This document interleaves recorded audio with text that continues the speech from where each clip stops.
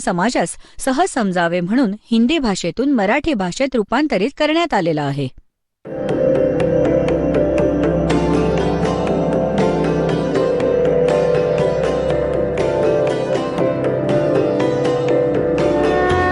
और ज्ञान सब ज्ञान डी कबीर ज्ञान सो ज्ञान और जैसे घोड़ा तोब का करता चले मैदान. जगद्गुरु तत्वदर्शी संत रामपालजी महाराजांचे अमृत वचन सर्व पवित्र धर्मांच्या व पवित्र शास्त्रांच्या आधारावर. ती नेहमी सत्संगाच्या नावाने नाव ऐकूनच चिडायची, पण त्या दिवशी आपल्या मैत्रिणीमुळे ती नाही म्हणू शकली नाही. चल तुझ्या सोबत येते मी, मला आवडत नाही सत्संग वगैरे, ह्यामध्ये तर नुसते आळशी लोक जातात, बेकार व्यक्ती जातात जे काम नाही करत. करून खा, घेऊन दे, हीच मोठी गोष्ट. अशा प्रकारचे फॉर्म्युले आम्हा सर्वांचे होते. तर म्हातारी गेली तेव्हा तिथं ज्ञान ऐकलं. सत्संगात हेच सांगितलं जातं की जे भाग्यात लिहिलं असेल ते तर नक्की होणारच आहे. जसं काही नुकसान झालं घरात, कोणीही करून खुश होत नाही आपल्या घरची हानी, आणि तरीही होते कोणत्याही कारणाने. तेव्हा जे दुसरे जे मोठे असतात ते लहानांच्या मागे लागतात. सासू सुनेच्या मागे लागते, तू हा नाश केलास, तू मागे पुढे पाहत नाहीस, घराचा नाश करशील, घरात कलह करशील. तर सत्संगात सांगितलं जात होतं की जे नुकसान होणार होतं ते झालेलं आहे, ते तर होणारच होतं. अरे मग आता विनाकारण किरकिर का करायची? भगवानावर विश्वास ठेव, झालं ते झालं, कोण जाणे अजून काही मोठं संकट आलं असतं थोडक्यात निभावलं. आणि पुण्यात्म्यांनो, साबण आणि पाण्याचा स्वभाव आहे, कपड्यातला मळ अवश्य काढतील ते जे त्याच्या संपर्कात येतील.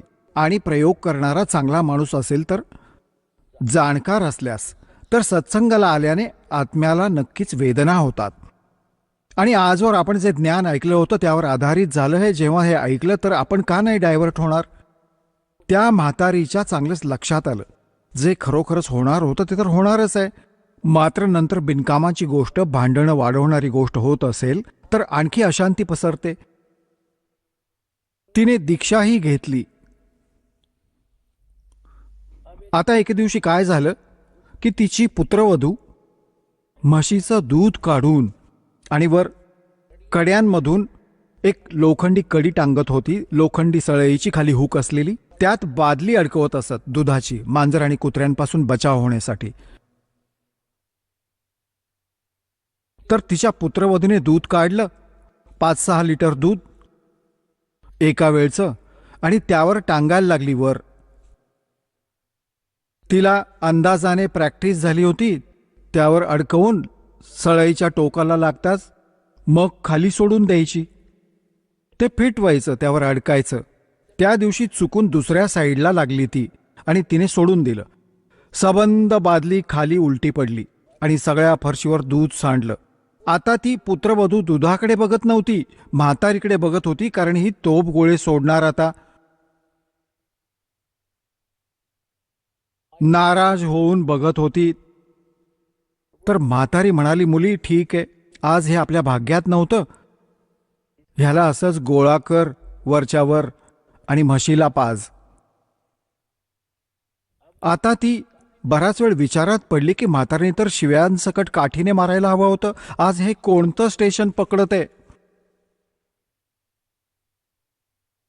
बराच वेळ तिचा विश्वास बसलाच नाही. तिला वाटलं ही रागात असं बोलत असावी. नंतर तिने विचार केला, आपला नवरा येऊ दे, मग धडा शिकवेल ही. त्या दिवशीही त्याला काहीच म्हणाली नाही ही. तर ही म्हातारी, त्या मुलीने, पुत्रवधूने ह्या आपल्या सासूचे पाय पकडले. दोघींनी भांडणं काही केली नाहीत आणि म्हणाली, आई माझ्याकडून चूक झाली, नाही बाळा काय हरकत नाही, हे तर होणारच होतं, हे तर आपल्या भाग्यातच नव्हतं, उगीचच भांडणं वाढवत बसतो आपण, बाळा तुला कधीच काही म्हणणार नाही. तेव्हा बघा, सत्संगला आल्यामुळे ते महाभारत कमी झालं, शांती मिळाली.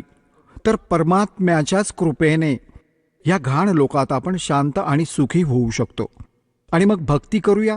त्या पुत्रवधूने मग नाम घेतलं, दीक्षा घेतली. घरी मिनी सतलोक झाला परमात्म्याच्या कृपेने. तर पुण्यात्म्यानं परमात्मा येऊन ज्ञान सांगत असत आणि तेच हे यथार्थ ज्ञान सांगायचे. आमचे धर्मगुरू हिंदुस्थानात मुसलमान आणि हिंदू होते आणि ही दोन्ही परमात्म्याची लेकरे. परमात्मा म्हणतात, मैं रोवत हूँ सृष्टि को, या सृष्टि रोवे मोहे. गरीबदास इस वियोग को हो, समझ न सकता कोई. मी रडतो तुमच्यासाठी, तुम्ही माझी लेकरं आहात, तुम्ही महादुःखी आहात, जन्ममरणाच्या या दुःखात दुःखी आहात. आणि इथे कुत्रा गाढव डुक्कर होऊन काय खात आहात आणि तिथे काय खात होतात तुम्हाला माहीत नाही, तुम्हाला झलकच नाही सतलोकाची. तर ह्या उद्देशाने 600 वर्ष आधी परमात्मा जेव्हा 5 वर्षांचे झाले त्याचवेळी ह्या रामानंद 104 वर्षांच्या ब्राह्मणावर विजय मिळवला होता ज्ञानात. शेवटी त्या महापुरुषांनी करबद्ध होऊन डोकं ठेवलं होतं की तू परमात्मा आहेस. तुम स्वामी मैं बाल बुद्धि, भरम कर्म कियो नाश. गरीबदास निज ब्रह्म तुम, मोहे हो गया दर्द विश्वास. रामानंदजी 104 वर्षांचे महात्मा, ज्यांनी 1400 ऋषी शिष्य बनवले होते, जे त्यांच्याद्वारे मिळालेल्या ज्ञानाचा प्रचार करत असत.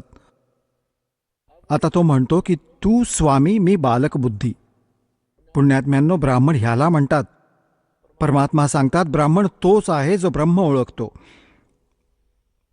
आता तो ब्राह्मण होता, त्यांनी ना समाज पाहिला ना मान पाहिला, भगवान पाहिला. एका बाजूला तर विणकराचा मुलगा उभा आहे, तर एका बाजूला अख्खा समाज उभा आहे.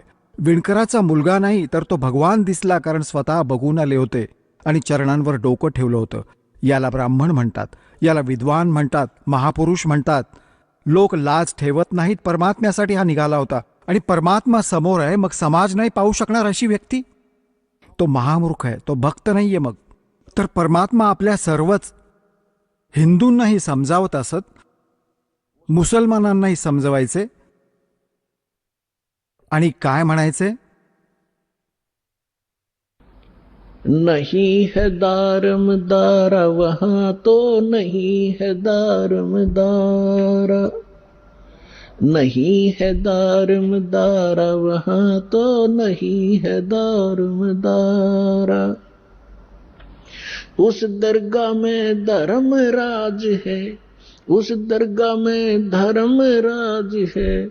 वो लिखा लेगा सारा वहां तो नहीं है दारमदारा. नहीं है दारमदारा वहां तो नहीं है दारमदारा. मुल्ला कुके बंग सुनावे, मुल्ला कुके बंग सुनावे. ना बैरा करतारा वहां तो नहीं है दारमदारा. नहीं है दारमदारा वहां तो नहीं है दारमदारा.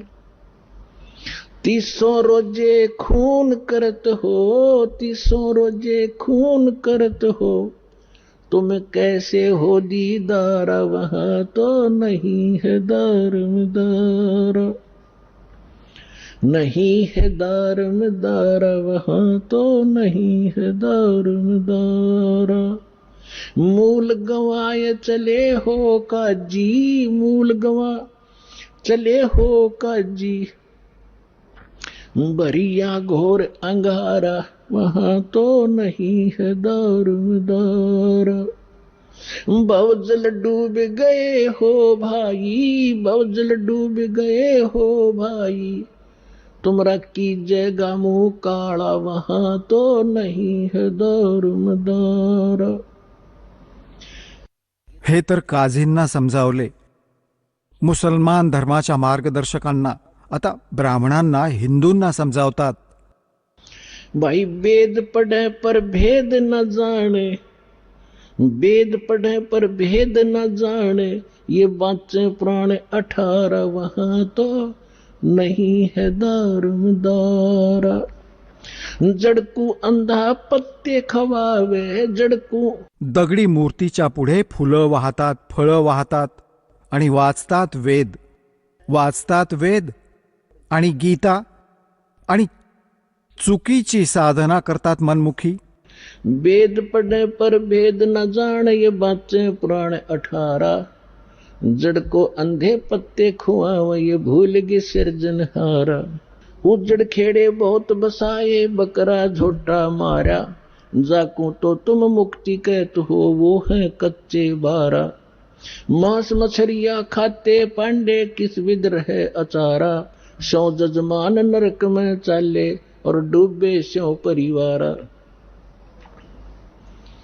छाती तोड़ हन जम किंकर लाग्या जमका लारा. दास गरीब कहे बेकाजी, ना कहीं वार न पारा.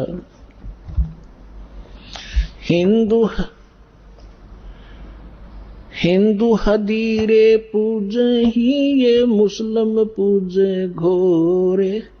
दोहू दीन धोखे पड़े, ये हो गए कठिन कठोरे.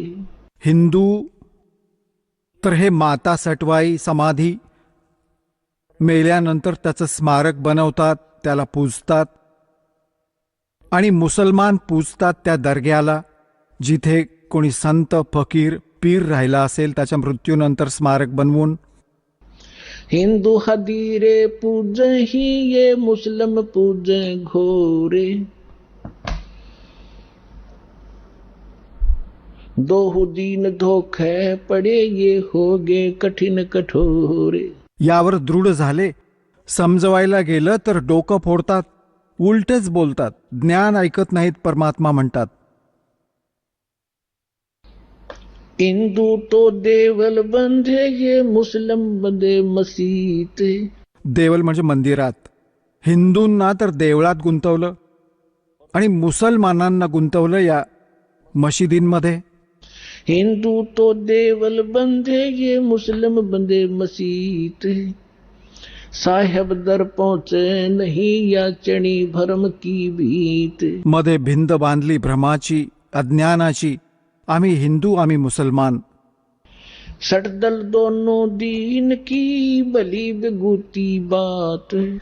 मैं मेरी के कारण, फिर खावे जम की लात. सटदल दोनों दीन का, दिल में दोष न धारे. सतगुरु का कोई एक है, यू जम का सब संसार.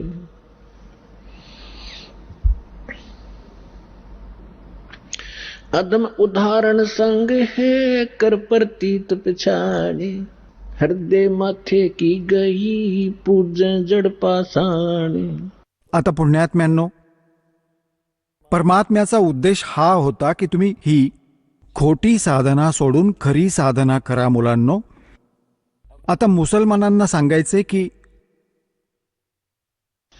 काशी जोरा दीन का, ये काजी खलस करनते. गरीबदास उस सरे में झगड़े आन पड़नते.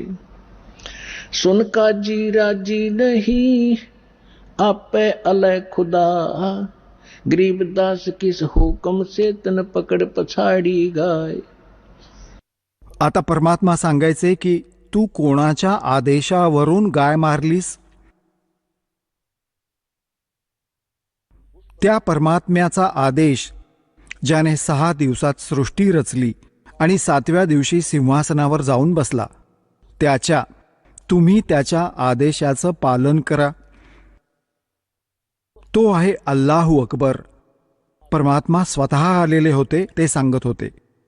आणि हे परमात्मा, ह्याच परमात्म्याची माहिती आहे बायबलमध्ये, उत्पत्ती ग्रंथात. त्यात स्पष्ट केलं की 6व्या दिवशी परमात्म्याने मनुष्याची रचना केली, त्याच्या आधी सर्व जीवजंतू निर्माण केले आणि त्या मनुष्याला परमात्म्याने स्वतःप्रमाणे निर्माण केलं, स्वतःसारख्या चेहऱ्याचा, मनुष्यासारखा. तर परमात्मा मनुष्यासारखा आहे आणि त्याने आदेश दिला त्या परमेश्वराने की तुम्हा सर्वांसाठी, जे पशु, जे इतर प्राणी आहेत त्यांच्यासाठी छोटी छोटी बिया असलेली, छोटी छोटी गवत, झाडे झुडपे आणि मनुष्याकरता बिया असलेली झाडे आणि फळदार वृक्ष, नथिंग एल्स. मांस खाण्याचा आदेश त्या परमात्म्याचा नाहीये. पुढे तुमच्या कुराण शरीफमध्ये जर त्या परमात्म्याच्या जागी कोण्या अन्य प्रेषिताचा आदेश तुम्ही लिहिला आहे तर तो परमात्म्याचा आदेश नाही. त्याच्या आदेशाचं पालन करा. आता काय म्हणतात परमात्मा? गौ हमारी माता है, गौ हमारी माता है, पीवत जिसका दूध. आधी म्हशी कमी होत्या, सगळ्यांच्या घरी गाय असायची. आता जिचं आपण दूध पितो, प्रथम जननी जी आहे जिचं दूध पितो ती आई म्हणवते. मग आपण गाईचं दूध पितो तर ती पण आई झाली. म्हशीचं दूध प्यायलो तर ती पण आई झाली. आणि मग आईला मारावं जी तुम्हाला दूध पाजते, तिलाच कापावं आणि खावं? अरे बुद्धिभ्रष्टांनो, आता काय म्हणत आहेत परमात्मा?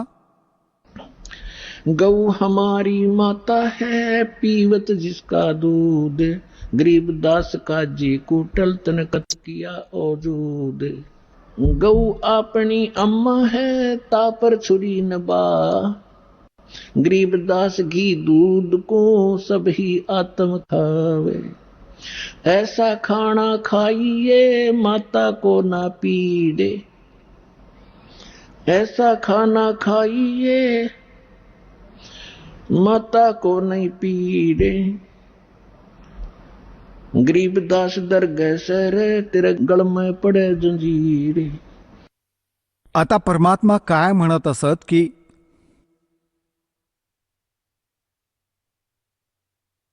कि काजी पटक कुराने को उठ गए सिर पीटे. गरीबदास जुल्हे ने इस धानक ने कैसी कही बात कही अदीठ. दीठ म्हणजे आपण कधी न ऐकलेली गोष्ट, अशी अशी बकवास करतोय हा. आणि रागात येऊन उठून काजी निघून गेले. त्या दिवशी सिकंदर लोधी दिल्लीचा बादशाह बनारसला गेला होता. कारण की सिकंदर लोधी दिल्लीचा सम्राट होता. त्याच्या अंतर्गत ही सर्व भारतातली छोटी छोटी राज्य राजे त्याच्या अधीन होते. त्यावेळी दिल्लीचा जो शासक होता सिकंदर लोधी होता, तो मुसलमान होता. आणि काशीचा नरेश होता वीरदेव सिंग बघेल, हिंदू. ते दिल्लीच्या बादशहाच्या अधीन होते. तर आपल्या अन्य राज्यांमध्ये देखरेखीसाठी हा सिकंदर लोधी कधी कधी जात असायचा. तर ज्या दिवशी तो सिकंदर लोधी तिथे पोहोचलेला होता, ही वार्ता तर त्याची आधी पण होत असे. त्या दिवशी सिकंदर लोधी तिथे पोहोचला तर त्या दिवशी मुसलमानांना संधी मिळाली की आज ह्याची तक्रार करायची. हा वीरदेव सिंग बघेल तर आपल्या गोष्टी ऐकत नाही, कारण हा तर याचा शिष्य झालेला आहे. आणि सिकंदर लोधी आल्यावर आपण त्याला सांगूया. तर काय आहे? काजी पटक कुराने को उठ गए सिर पीटे. गरीबदास जुल्हा कही ये बानी अकल अदीठ. जुल्हे दीन बिगाड़िया काजी आए फेरे. गरीबदास मुल्ला मुर्ग अपनी अपनी बेरे. आता परमात्मा सांगत होते, गरीबदासजी म्हणतात, कबीर साहेब हे ज्ञान सांगत होते की आज तू कोंबड्याला मारत आहेस, गाईला मारत आहेस, बकऱ्याला मारत आहे.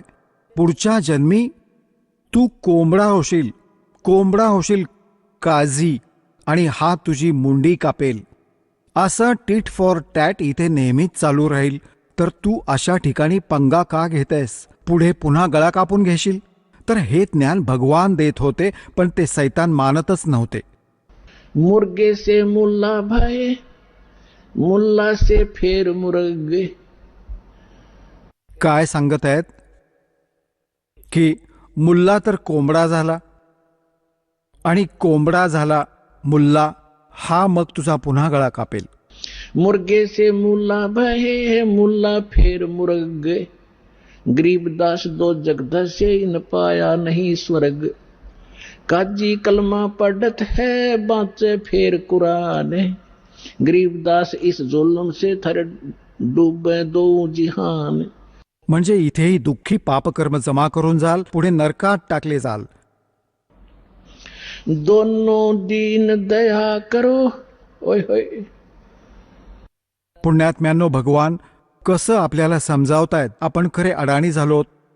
दोनों दीन दया करो तुम मानो बचन हमारे. गरीबदास सूर गऊ में एक बोलन हारे. म्हणजे एक सारखाच जीव आहे, जसा डुकराचा तसाच गायीचा. सूर गऊ में एक है गाय भखो ना सूरे. गरीबदास सूर गऊ दोहू का एक नूर. मुल्ला से पंडित भये है पंडित से भय मूल. गरीबदास तज बैर भाव तुम कर लो सुलम सूल. की तुम्ही आपापसात प्रेमाने राहा, आपापसात कॉम्प्रोमाइज करा, कोणाला दुःखी नका करू, मारू नका, आपापसात लढू नका. हिंदू झटके मारे ही ये मुस्लिम करें हलाल. गरीबदास दोनों धर्म का वहां होगा हाल बेहाल.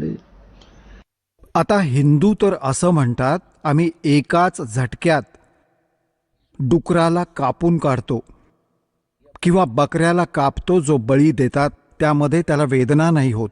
आणि हिंदूंचे जे बळी देणारे गुरु म्हणतात, आम्ही एकाच झटक्यात मारून टाकतो आणि त्याला वेदना होत नाही.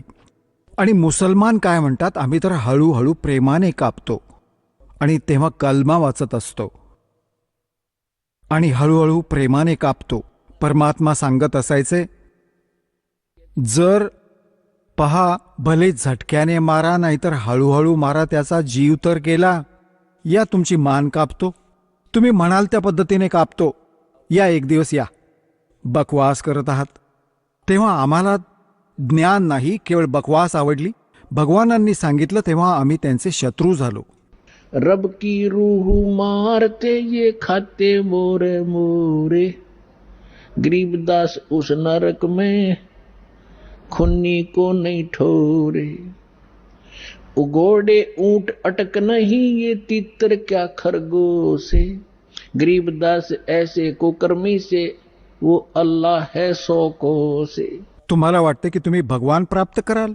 300 रोजे खून करत हो कैसे हो दीदारा. दिन में ते रोजे रखे और सांझ पड़ी जब मुर्गी मारी. खाक भक्ती आहे तुझी.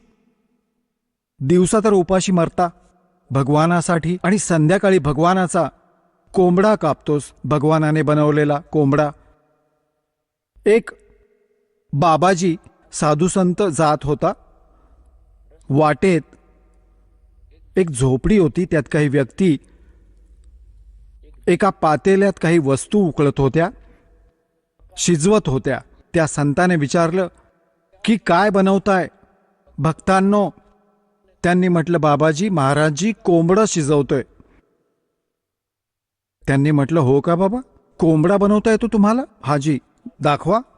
त्यांनी झाकण बाजूला करून पाहिलं, त्यात ते मांस शिजत होतं, त्याची हाडं आत उकळत होती आणि त्याची पिसं पडली होती शेजारी. तो म्हणाला, अरे बनवला होता भगवानांनी बरोबर, याला तुम्ही बिघडवला. तर म्हणाला, बनवला तर भगवानांनी बरोबर, याला तुम्ही बिघडवलात, ह्याचा सगळा नाश केला. आता पुढे परमात्मा काय म्हणतात, आता कसं खावं, काय भोजन खावं. बासमती चावल पके बासमती चावल पकावो गरत खांड टुकडारे. तूप आणि खडीसाखर घाला त्या भातामध्ये. गरीबदास करो बंदगी भाई कूड़े काम निवारे. भक्ती करा, ही वाईट कर्म सोडून द्या, ही वाईट कामं सोडून द्या. बासमती चावल पकावो गरत खांड टुकडारे. गरीबदास करो बंदगी कूड़े काम निवारे. फुलके धोवा दाल कर तुम हलवा रोटी खाओ. गरीबदास काजी सुन मिट्टी मांस ना पकाओ.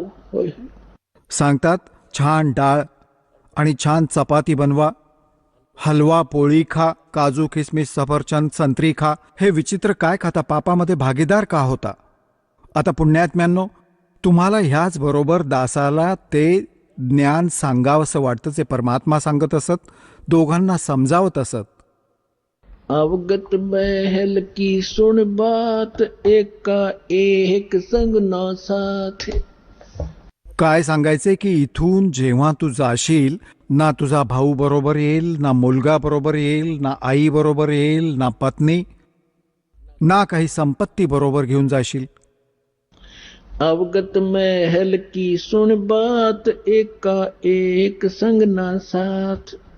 जासे हुआ सकल जिहान, ओंकार पंच विमान ब्रह्मा विष्णु शंकर आदि. अवगत ध्यान सुन समाध.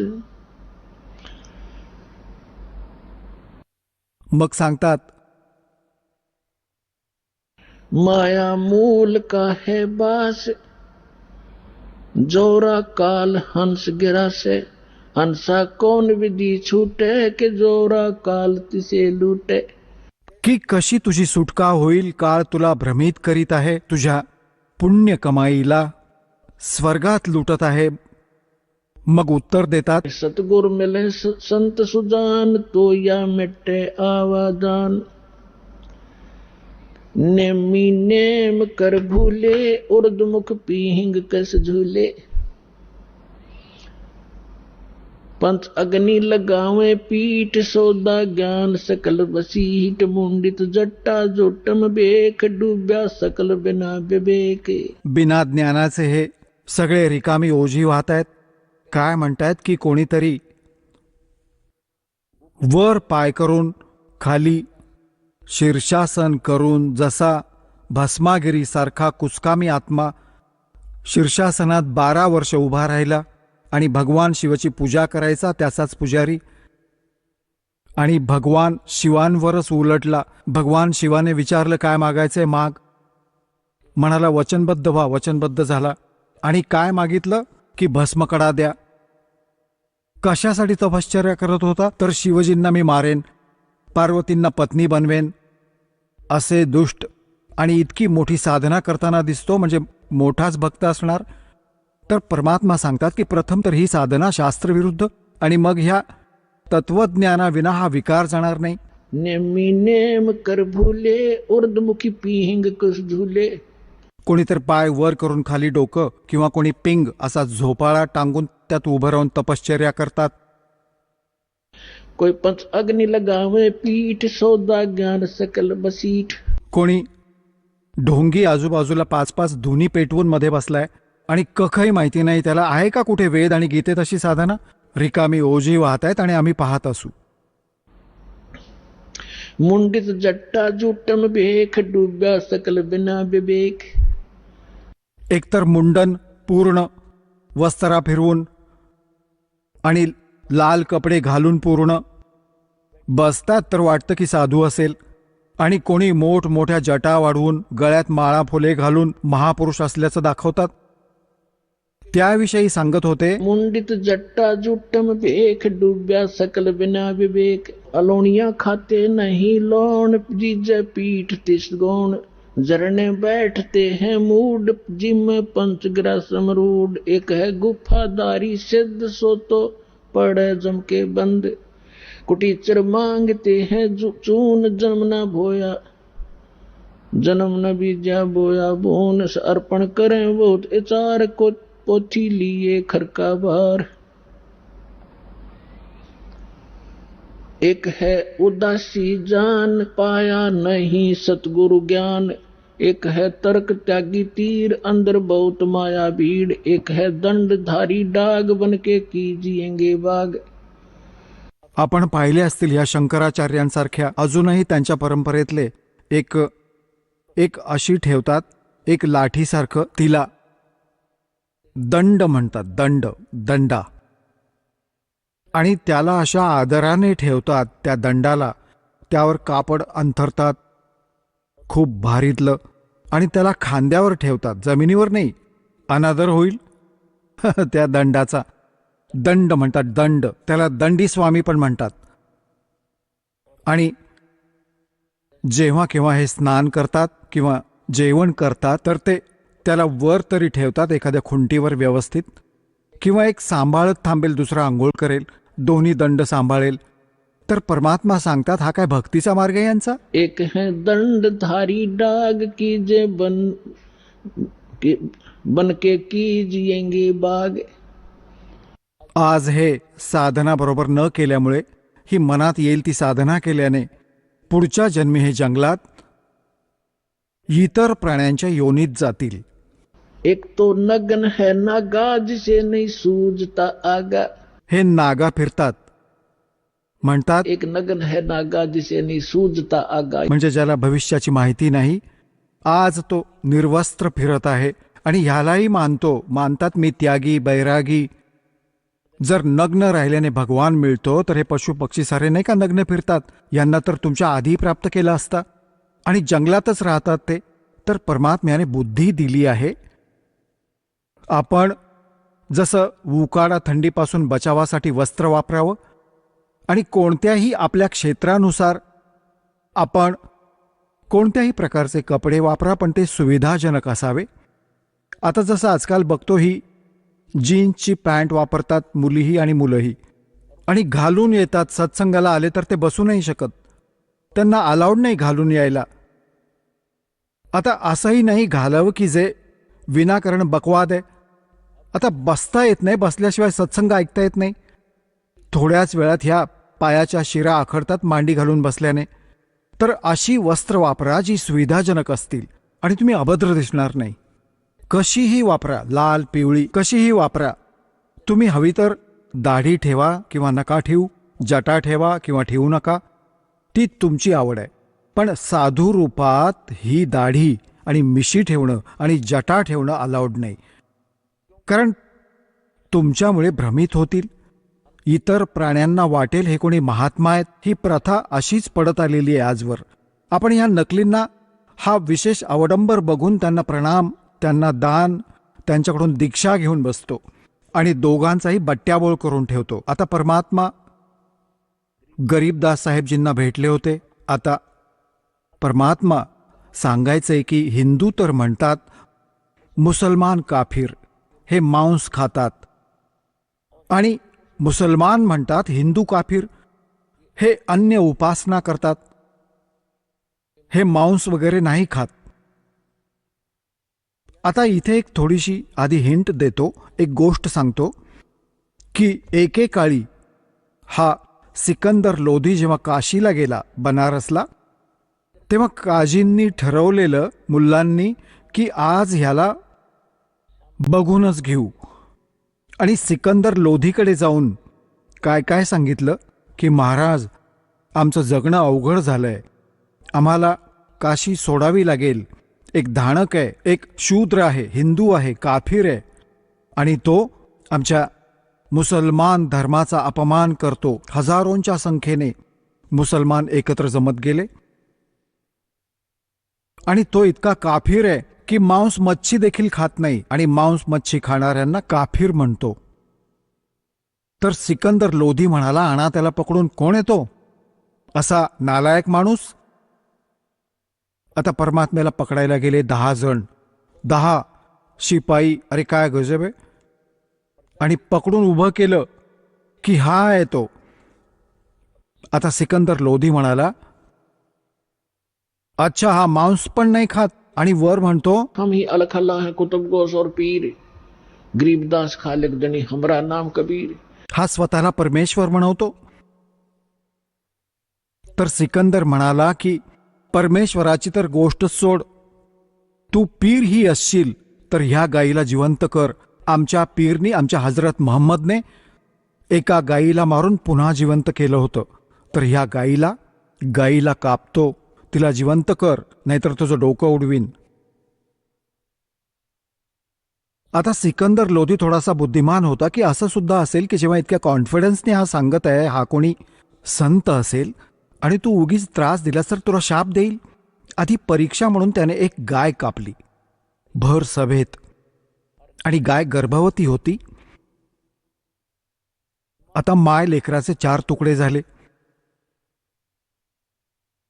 तेव्हा इथे परमात्म्याने म्हटलं होतं, गाय आपणी अम्मा है, इस पर छुरी ना बा, गरीबदास की दूत ने सभी आत्म खा. अरे मूर्खांनो, ही गाय ना मुसलमानांना दुधापासून दूर ठेवते ना हिंदूंना, आणि मुसलमानांनो तुम्ही एक दिवस हिला कापून हिला संपवून टाकता. हिचं दूध प्या, 10 वर्ष दूध पाजेल, तुम्हाला तूप खाऊ घालेल.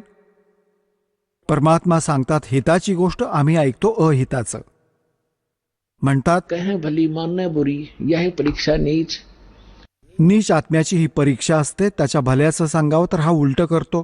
तर परमात्म्याला म्हणाला सिकंदर लोधी की उठ कबीर, आता करून दाखव या गाईला जिवंत. आता परमात्मा उठले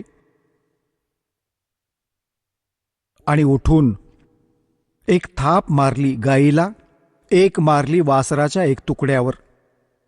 आता दोन्ही, गाय ही जीवित जोडली गेली आणि वासरू ही एकसंध झालं. दोघेही उभे राहिले एकाच फटक्यात. आणि परमात्म्याने आणलं वासरू आणि दुधाची बादली भरली आणि समोर ठेवली उचलून. अरे मूर्खांनो, दूध प्या, हिचं मांस का खाता. बोलो सतगुरुदेव.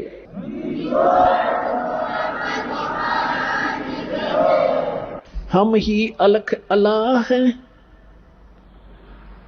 आता ज्यावेळी सिकंदर लोधीने विचारलं, साहा सिकंदर कह गए काजी पटक कुराने, गरीबदास जुल्हदी पर इब हो है खेचा ताने. आता गरीबदासजी सांगतात की सिकंदर लोधीकडे आले हे सर्व काजी आणि मुल्ला इतर मुसलमानांना घेऊन. म्हणतात की हे त्या परमात्म्यासोबत वाद घालत आहेत. आता काय काय म्हणत होते सिकंदर लोधीला गरीबदासजींची वाणी ऐकवतो. तोरा सरा उठा दिया काजी बोले यूं, गरीबदास पगड़ी पटक अलख अल्लाह मैं हूं. आता काजी मुल्लांनी आपली टोपी उचलून खाली फेकून दिली. आमची अब्रू धुळीला मिळाली. हा तर असं म्हणतो की मी अल्लाह आहे. आणि मुसलमानी धर्मात अल्लाला साकार मानत नाहीत. जो असं म्हणतो तो काफिर आहे आणि शिक्षा केली जाऊ शकते. मृत्यूचाही अधिकारी आहे तो, मरणाचा. की हा तर असं म्हणतो मी अल्लाह आहे. 10 ऐधी तलबा हुई वो पकड़ जुल्हदी लावे. 10 शिपाई गेले भगवानांना पकडण्यासाठी. गरीबदास उस कोटन को मारत नहीं संकावे, ऐधी लाए बांध कर सा सिकंदर पासे. गरीबदास का जी मुल्ला फिर पगड़ी बह अकासे. खुश झाले त्या दिवशी की आज याला धडा शिकवू म्हणून. आज याला सर्वांसमोर मारून टाकेल सिकंदर लोधी. मग टोपी डोक्यावर ऐटीत चढून खूप खुश झाले होते. काजी 5000 हैं ये मुल्ला पिटे सी से. गरीबदास ये जुल्हदी काफिर बिस्वे बी से. हमरी मिहर दया इसके नहीं. बघा ही सगळी उलटी रीत. आता काय म्हणतात हे काजी मुल्ला की हे भगवान, याला दया नाही. हा इतका निर्दयी आहे की मांस मच्छी पण नाही खात.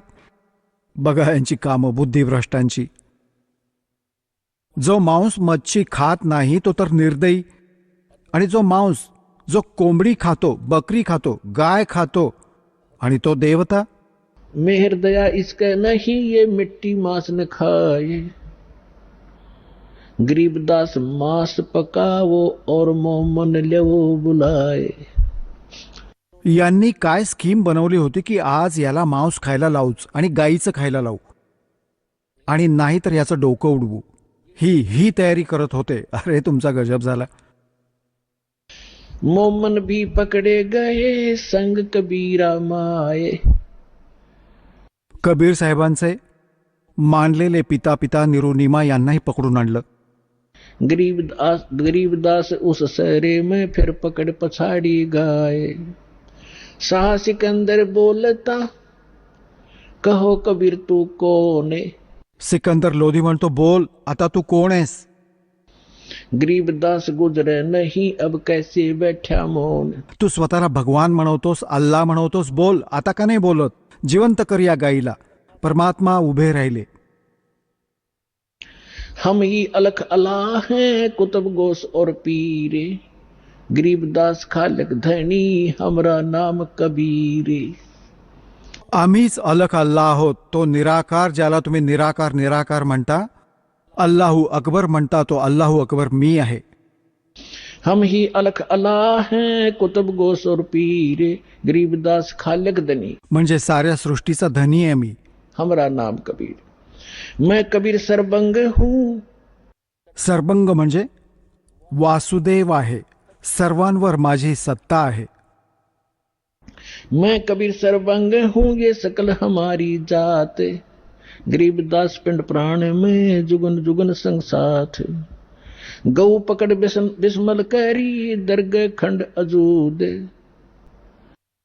तिथे गाय, गर्भवती गायीला कापून तिचे वेगवेगळे तुकडे केले 4.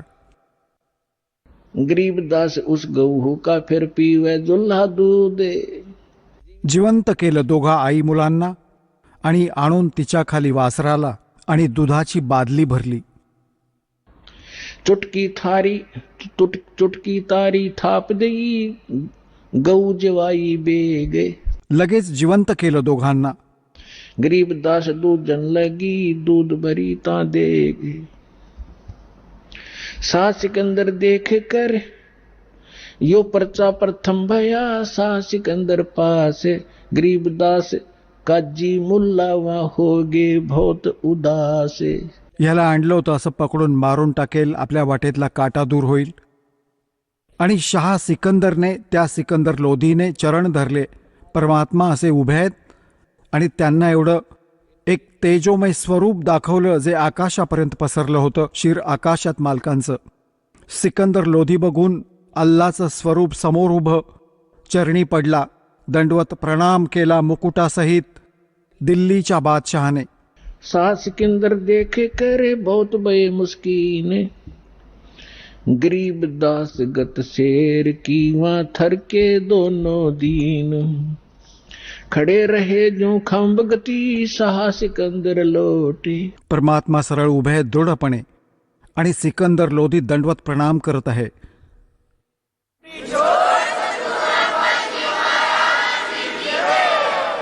चला आता आपण त्या श्रद्धाळूंचे अनुभव जाणून घेऊयात ज्यांनी जगद्गुरू तत्वदर्शी संत रामपालजी महाराजांकडून दीक्षा प्राप्त केलेली आहे, तसेच त्यांच्याद्वारा सांगितलेल्या भक्ती मार्गावर चालत आहेत. नमस्कार. सतसाहेब. आपलं नाव? रेणुका प्रमोद भापकर. आपण कोठून आलात? सावेडी, जिल्हा अहमदनगर, महाराष्ट्र. आपण काय शिक्षण घेत आहात? मी MSc इन केमिस्ट्री कंप्लीट केलं आहे आणि सध्या कॉम्पिटेटिव्ह एक्झाम्सची तयारी करत आहे.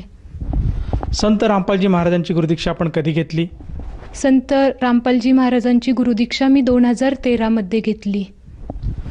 संत रामपालजी महाराजांची गुरुदीक्षा घेण्या अगोदर आपण व आपला परिवार कोणती भक्ती साधना करत होतात? माझं भाग्य इतकं छान आहे की मी अशा आईवडिलांपोटी जन्माला आले की ज्यांना पूर्वीपासून अध्यात्माची गोडी होती. त्यामुळं मी लहान असतानापासून सिद्ध समाधी योग याच्यामध्ये होते. सिद्ध समाधी योग म्हणजे काय, तर तिथे आमची शरीराची शुद्धी आणि विचारांची शुद्धी केली जाते. तिथं आम्हाला प्राणायाम, मेडिटेशन हे शिकवलं जात होतं. तर लहानपणापासून मी मेडिटेशन आणि ते करत होते. ह्याचबरोबर माझे आईवडील आणि मी ब्रह्मा विष्णू महेश यांची पूजा करत होतो. नवरात्रीमध्ये आम्ही उपवास करत होतो. गणपती आले की आम्ही गणपतीची आराधना करत होतो. दसऱ्याच्या वेळेस दसरा, म्हणजे आपण जी परंपरेनुसार जे सर्व काही सण साजरे केले जातात, जेवढ्या देवी देवतांची भक्ती केली जाते तेवढे सगळ्यांची आम्ही भक्ती करत होतो. हे करत असताना SSY मध्ये आम्हाला असं सांगितलं होतं की आपलं जे शरीर आहे हे पंचमहाभूतांचं आहे. तर ह्या शरीराची एक दिवस माती होणार आहे आणि शेवटी उरणार आहे तो फक्त आत्मा. मग हे कळाल्यावर माझ्या वडिलांना नेहमी प्रश्न पडायचा, जर आत्मा आहे तर परमात्मा सुद्धा असणार. आणि जसं की आपल्या सर्वांना माहिती की सर्व पुराणांमध्ये असंच सांगितलं जातं की सबका मालिक एक आहे किंवा सगळे देवी देवता एक असतात, पण तो खरा परमेश्वर कोण, खरा परमात्मा कोण, हा प्रश्न माझ्या वडिलांना नेहमी पडायचा. त्याच्यामुळं ते त्याच्या शोधात असायचे. मग सिद्ध समाधी योग हे करत असतानाच आम्हाला वडिलांना शोध होताच की अजून काही नवीन मिळेल का ज्याच्यातून आपल्याला परमेश्वराची प्राप्ती होईल. हे करत असताना आम्हाला रामद्वारा जळगाव इथलं एक कळालं की जिथे येत्या जात्या श्वासात रामनामाचा जप करायला दिला जातो आणि ते केल्याने मोक्ष प्राप्त होतो ही आम्हाला समजले. त्याच्यामुळे आम्ही मग जळगाव येथे रामद्वाराची साधना करायला लागलो. जवळजवळ ती साधना आम्ही 5 वर्ष केली. म्हणजे अशा प्रकारे आम्ही वेगवेगळ्या भक्ती साधनेत आधीपासूनच होतो. जसं आपण सांगत आहात की आपण पूर्वीपासूनच भक्तिमार्गात होतात आणि निरनिराळ्या पंथामध्ये जाऊन आपण भक्तिसाधना केली. त्याचप्रमाणे महाराष्ट्रामध्ये जी प्रचलित भक्तिसाधना आहे तीसुद्धा आपण करत होतात. तर मला असं विचारायचं आहे की आपण संत रामपालजी महाराजांचं जे ज्ञान आहे त्या ज्ञानाबद्दल आपल्याला माहिती कशी मिळाली आणि आपण त्यांच्या मार्गात कसे काय आलात? आमचे ओळखीचेच एक संत रामपालजी महाराजांचे अनुयायी होते. ते एक दिवशी आमच्या घरी आले आणि आमच्या घरी संत जे आहेत रामद्वारांचं त्यांचं एक कॅलेंडर लावलं होतं. त्या कॅलेंडरवर एक 10व्या द्वारापर्यंतचं चित्र होतं. तर ते संत रामपालजी महाराजांचे जे अनुयायी आहेत त्यांनी आम्हाला सांगितलं की तुम्ही जी भक्ती करत आहात ती फक्त 10व्या द्वारापर्यंतच आहे, त्याच्या पुढेही 11वं द्वार आणि 12वं द्वार आहे. ही गोष्ट माझ्या वडिलांना जेव्हा कळाली तेव्हा माझ्या वडिलांना खूप आश्चर्यचकित झाले, कारण त्यांना वाटत होतं की आपण आता 10व्या द्वाराची भक्ती करत आहोत आणि ह्यातूनच मोक्ष होतो. पण हे जेव्हा कळालं तेव्हा माझ्या वडिलांनी त्या संत रामपालजी महाराजांच्या शिष्याकडून सर्व गुरु महाराजांचे कॅसेट्स घेतल्या आणि सलग 3 दिवस ते सत्संग ऐकत होते आणि त्यांनी संत रामपालजी महाराजांचं पूर्ण ज्ञान प्राप्त केले. आणि नंतर ते बरवाला आश्रमामध्ये जाऊन माझ्या वडिलांनी पहिल्यांदा नामदीक्षा घेतली. माझ्या वडिलांनी नामदीक्षा घेतल्यावर ते घरी आले आणि घरात आमच्या सकाळ संध्याकाळ आरती सुरू झाली. ती आरतीचा प्रभाव आमच्यावर झाला आणि 1 ते 1.5 महिन्याच्या आतच मी, माझी आई व माझी बहीण आमच्यावर संत रामपालजी महाराजांची दया झाली आणि आम्ही 2013मध्ये बरवाला आश्रमातून संत रामपालजी महाराजांची नामदीक्षा घेतली. जसं आपण सांगत आहात की आपण शिक्षित आहात, आपलं शिक्षण हे MSc झालेलं आहे आणि आजची जी युवा पिढी आहे ती खास तर भक्तिमार्गापासून लांब आहे. त्या विपरीत आपण भक्तिमार्गात आहात. तर मला असं विचारायचं आहे की या वयामध्ये, या तरुणाईमध्ये आपण भक्तिमार्गात कसे काय जोडल्या गेलात? सर्वप्रथम मला हे सांगावंसं वाटतं की गुरुजी म्हणजे संत रामपालजी महाराज नेहमी सांगतात त्यांच्या सत्संगात की भक्ती करण्यासाठी कोणतंही वय लागत नाही. मृत्यूचा म्हणजेच काळाचा इतका पगडा आहे की कुणाचा मृत्यू कुठल्या क्षणी आहे हे आपण सांगू शकत नाही. आणि मी जसं म्हटलं की माझे आई वडील परमात्म्याच्या शोधात होते, त्यांच्यामुळे सुद्धा मला लहानपणापासून अध्यात्माची गोडी होती. जेव्हा मी संत रामपालजी महाराजांचे सत्संग ऐकले त्या सत्संगात संत रामपालजी महाराज यांनी संसाररूपी वृक्षाचे वर्णन करून दाखवले आणि तेव्हा समजलं की संत रामपालजी महाराज हे सगळे ग्रंथ उघडून सगळं ज्ञान सांगत आहेत. 4 वेद, 6 शास्त्र, कुराण हे सगळ्यांचे ज्ञान सांगत आहेत. त्याच्यामुळे मी संत रामपालजी महाराज यांच्याकडून नामदीक्षा घेतली. जसं तुम्ही सांगत आहात की संत रामपालजी महाराजांचं जे ज्ञान आहे ते आपण सर्वप्रथम पडताळून बघितलं आणि ज्यावेळेस आपल्याला वाटलं की हेच खरं सत्यज्ञान आहे आणि मनुष्यजन्म हा केवळ भक्तीसाठी आहे, त्या अनुषंगाने आपण संत रामपालजी महाराजांची नामदीक्षा घेतली. तर मला असं विचारायचं आहे की जेव्हा आपण संत रामपालजी महाराजांची नामदीक्षा घेतली त्यानंतर आपल्याला व आपल्या परिवाराला काय काय लाभ प्राप्त झालेत? सगळ्यात सुरुवातीला मला आध्यात्मिक लाभ प्राप्त झाला. संत रामपालजी महाराजांचं नामदीक्षा घेतल्यामुळे मला हे कळालं की आपला मनुष्य जन्म कशासाठी झाला आहे, आपल्या लाईफचं मेन पर्पज काय आहे हे समजलं. त्याच्यानंतर मी शैक्षणिक लाभ झाला असे सांगेल, कारण मी BSc हे सप महाविद्यालय पुण्यात इथून केलं आणि MScसाठी मला पुणे विद्यापीठातूनच पुढचं शिक्षण घ्यायचं होतं गव्हर्मेंट कॉलेजमधून. पण पहिल्या राऊंडला मला गव्हर्मेंट कॉलेजलाच म्हणजे पुणे विद्यापीठात माझा नंबर लागला नाही. पण माझी जी संत रामपालजी महाराजांवरची दृढ विश्वासता होती मी तशीच टिकून ठेवली आणि त्यांच्याच दयेने माझं 2nd राऊंडला गव्हर्मेंट कॉलेजमध्ये नंबर लागला. ह्याच्यामुळे प्रायव्हेट कॉलेजला मला हॉस्टेलला 65,000 भरावे लागले असते, तर तेच माझं एज्युकेशन फक्त 2,000 to 4,000मध्ये झालं. ह्याचप्रमाणे मला शारीरिक लाभसुद्धा झाला. मला एक अक्कल दाढ येत होती आणि ती दाढ येत असताना पुण्यातले जे डॉक्टर होते त्यांनी असं सांगितलं की ती दाढ काढावी लागेल ऑपरेशन करून. मी हॉस्टेलला राहत होते, त्यामुळे घरातले म्हटले की नगरला ये, नगरच्या डॉक्टरांना दाखवू. नगरला आल्यावरही मी नगरच्या डॉक्टरांना दाखवलं. त्यांनीही तेच सांगितलं की तुझी जी दाढ येते ती दाढ यायला बिलकुल जागा नाही आहे, त्याच्यामुळे ती ऑपरेशन करून काढावी लागेल. पण तो पिरियड असा होता की त्यावेळेस माझी एक्झामसुद्धा होती, त्यामुळे मला ऑपरेशन कोणत्याही प्रकारचे करायचे नव्हते. मी मनातल्या मनात परमात्म्याला विनंती केली. डॉक्टरांकडून आल्यावर परमात्म्याच्याच म्हणजे संत रामपालजी महाराजांच्या फोटोसमोर मी दंडवत प्रणाम घातला आणि सतनामाचा जाप करायला लागले. ते करत असताना मला संत रामपालजी महाराजांचे दर्शन झाले. त्यांनी माझ्या डोक्यावर हात ठेवून दर्शन दिलं आणि ते होताच माझ्या शरीरातल्या, माझ्या दाढीमध्ये ज्या वेदना होत होत्या त्या वेदना पूर्णपणे थांबल्या. म्हणजे मी डॉक्टरांकडून जाऊन आले होते, मला अजून गोळ्यासुद्धा घ्यायच्या होत्या. ते घेण्याच्या आतच माझ्यावर पूर्ण त्या ज्या वेदना होत्या त्या थांबल्या. त्याच्यानंतर मला एकही गोळी घ्यावी लागली नाही आणि ती जी दाढ आहे, हा मागच्या वर्षीचा म्हणजे 2019चा प्रसंग आहे. आज 2020 आहे. ती दाढ पूर्णपणे आलेली आहे. ती दाढ ऑपरेशन काढून काढावी सुद्धा लागलेली नाहीये. म्हणजे संत रामपालजी महाराजांच्या कृपेने मला इतका मोठा ऑपरेशन माझं टळलेलं आहे. ह्याच प्रकारे मला अजून वेगवेगळे लाभ झाले, ते म्हणजे कौटुंबिक लाभसुद्धा झालेले आहेत.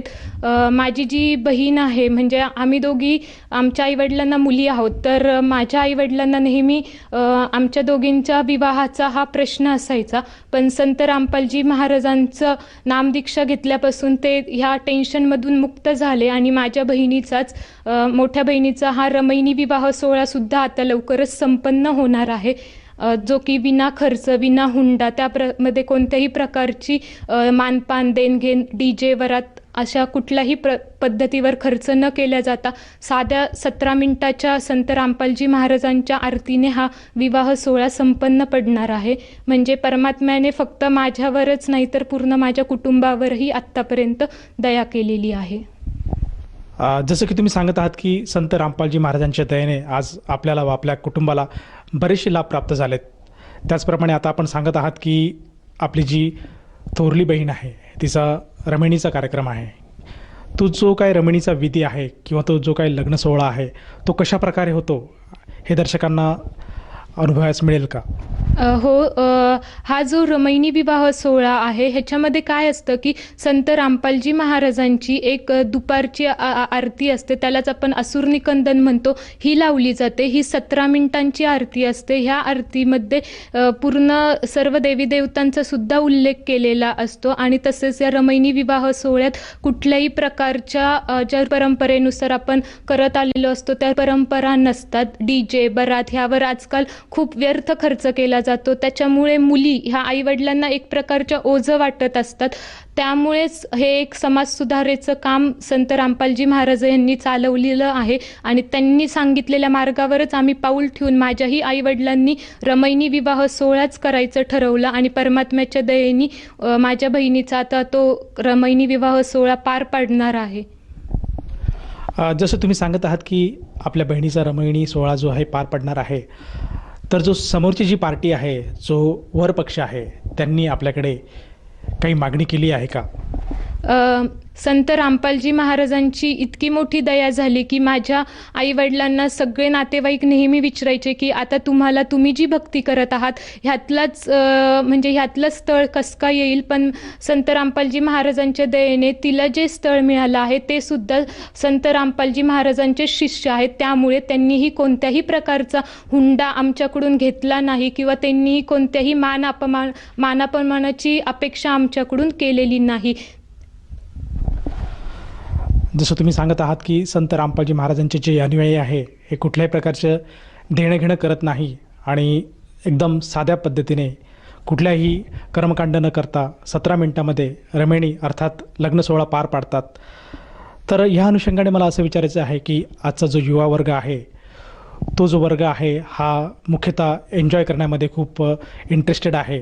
त्याला वेगवेगळ्या प्रकारचे उत्सव साजरे करणे, त्याचप्रमाणे पार्टीज करणे, त्याचप्रमाणे मूव्हीज बघणे आणि आत्ता तर मोबाईलवर तासनतास सोशल मीडियावर किंवा व्हिडिओ गेम्स खेळणे आणि सोशल मीडियावर आपला टाईम व्यस्त करणे, हाच एक युवा पिढीचा आजचा छंद आहे, तर यापासून आपण वंचित आहात, यापासून आपण वेगळ्या दिशेने वाटचाल करत आहात. तर या अनुषंगाने आपण आपल्यासारख्या ज्या मैत्रिणी आहेत किंवा जो आपला मित्रपरिवार आहे, त्याचप्रमाणे जे आपले नातेवाईक आहे आणि जो श्रोतावर्ग आज आपल्याला टी व्ही चॅनलच्या माध्यमातून बघत आहेत, त्यांना आपण काय संदेश द्याल?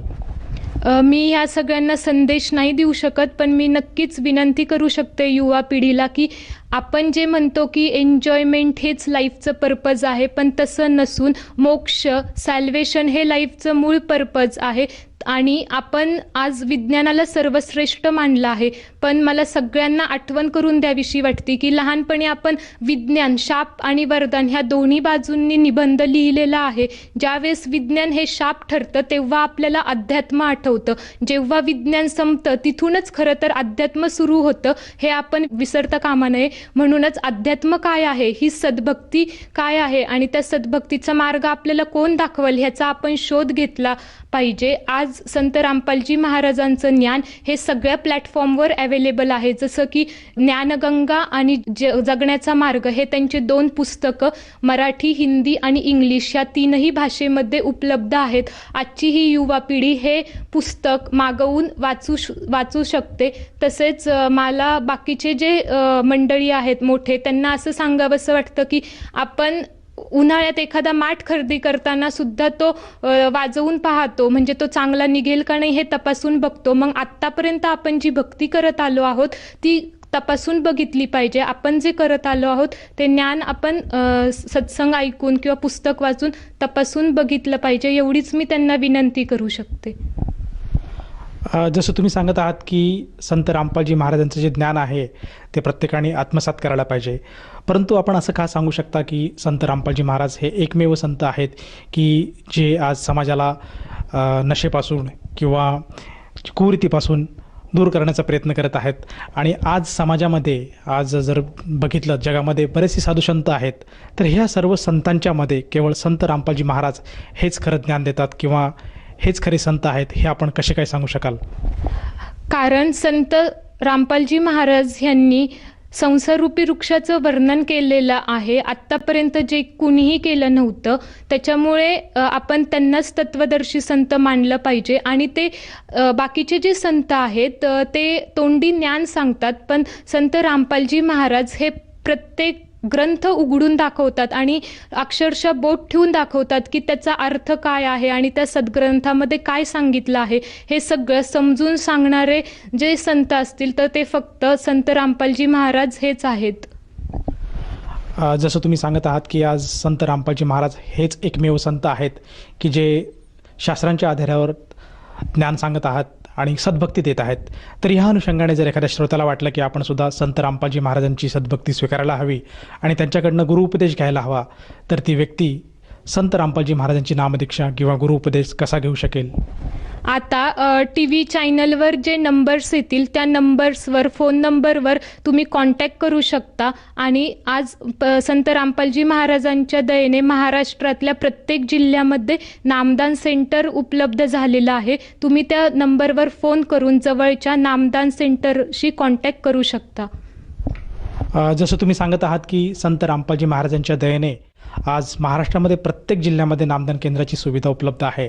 आणि जर एखाद्या श्रोत्याला किंवा भगत समाजाला वाटलं की आपण सुद्धा संत रामपालजी महाराजांची नामदीक्षा घ्यावी, तर तो व्यक्ती त्या नामदानावर जाऊन नामदीक्षा घेऊ शकेल. परंतु मला असं विचारायचं आहे की त्या नामदीक्षेसाठी त्या साधकाला किती पैसे मोजावे लागतील?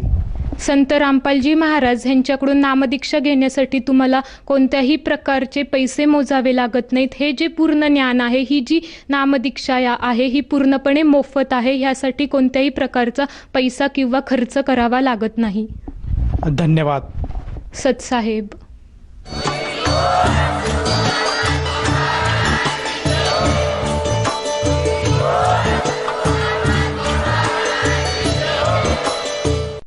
आपण ऐकत होता जगद्गुरु तत्वदर्शी संत रामपालजी महाराजांचे मंगल प्रवचन.